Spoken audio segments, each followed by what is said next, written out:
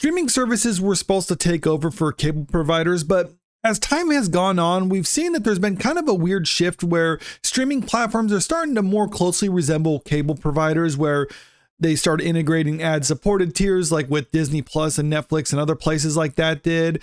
And then we got this news from Charter where they're teaming up with Disney Plus. So if you get a cable subscription through them, then you can get the Disney Plus add-on, which is almost like just how it used to be, where you get your cable package, but then you can choose additional channels that you might want to have included with that.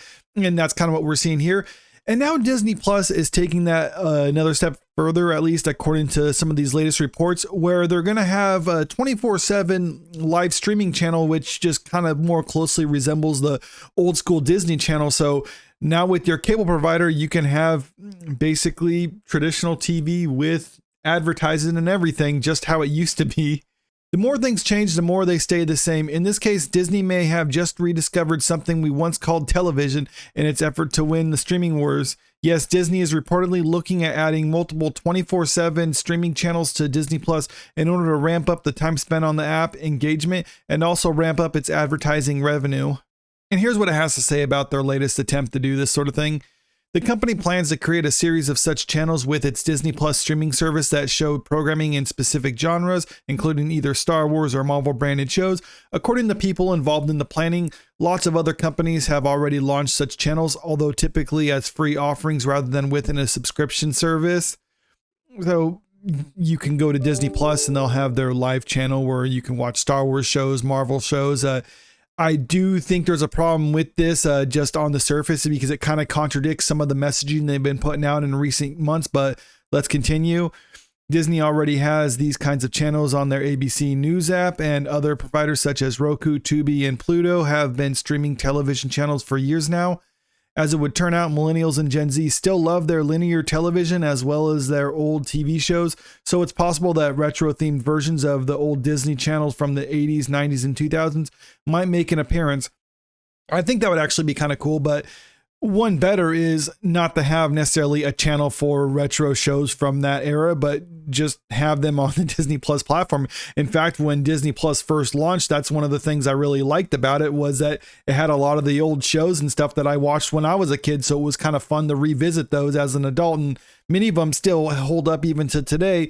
And then they kind of did away with those and they're starting to push more of their new stuff, which if you want to do that, that's fine, but I would rather they keep their old stuff on there instead of locking it away or removing it from there. Just keep the old stuff on there, bring on new stuff if you want, I guess, unless it's just not performing. But this time they're saying they're going to have channels that could be dedicated to that sort of thing. So, okay, fine. If you have a 90s Disney channel on there, that can be okay. It's not going to be enough to get me to actually watch it again, or get me to subscribe to it again, but still, it's not necessarily a bad idea on the service.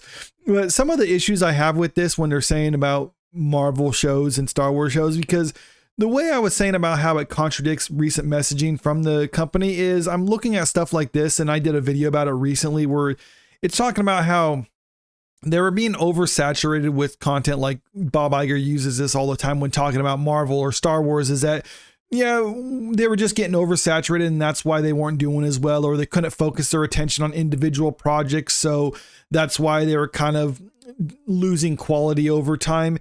And they were saying they needed to kind of cut down on the amount of stuff that they're producing in order to try to return the form and produce the good content that a lot of people enjoyed.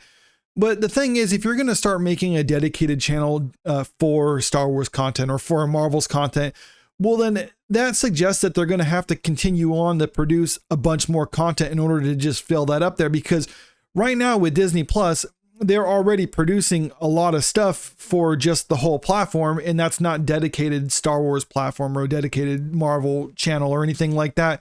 So when you're trying to force it into having dedicated channels for those sort of things, you're just going to have more of an oversaturation and more of a reduced quality of the content, or at least according to what Bob Iger is actually saying about their output of stuff in recent years.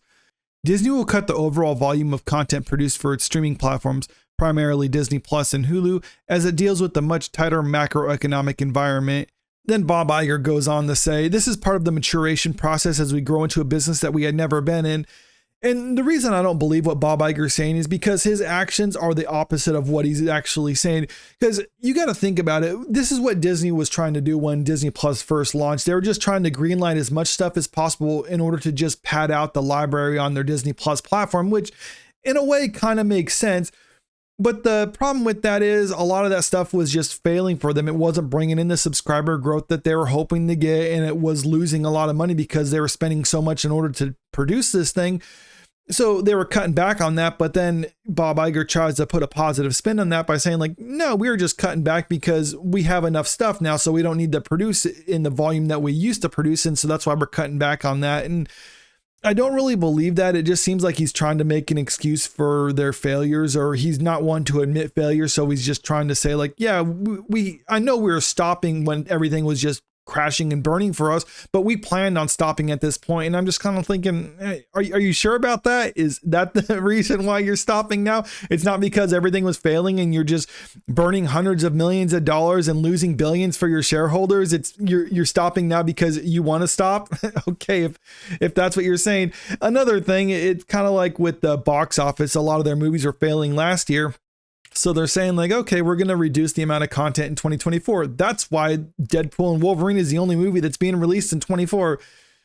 But that's not the reason why they're doing that. They're not releasing other stuff is because the strikes that happened last year caused a ripple effect that delayed a lot of their other releases. That's why if you look at what's coming out in 25 and beyond, they're back to the same volume as they once had, like 4 to 6 movies a year, because you know, they aren't going to stop. They're saying they're trying to reduce it, but when you look at the release schedule, no, it suggests the complete opposite of that.